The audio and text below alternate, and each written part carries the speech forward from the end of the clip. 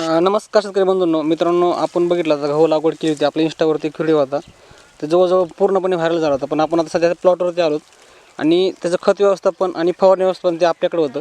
तुम्ही बघू शकता शेतकरी हातामध्ये ते गव्हाचं झाड आहे किंवा गव्हाचं बेट आहे. त्याच्यामध्ये फुटे बघू शकता किती इथं तुम्ही त्याला ते 1 2 3 4 5 6 7 8 9 10 11 12 13 14 15 16 जवळजवळ त्याच्यामध्ये गव्हाचे वांबे आहेत. लांबी बघा. आता तुम्ही लांबी बघू शकता.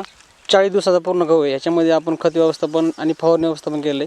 त्यासोबत तणनाशकाची पण फवारणी केली, पण कोणतीही इजा गव्हाला झालेली नाही आतापर्यंत. पूर्णपणे हिरवागार आहे. आणि जिथं ही जी मान आहे मित्रांनो, ही जी खाली बेट ही एकदम जाड आहे, म्हणजे एकदम मजबूत आहे. ह्याच्या पडण्याची शक्यता कमी आहे.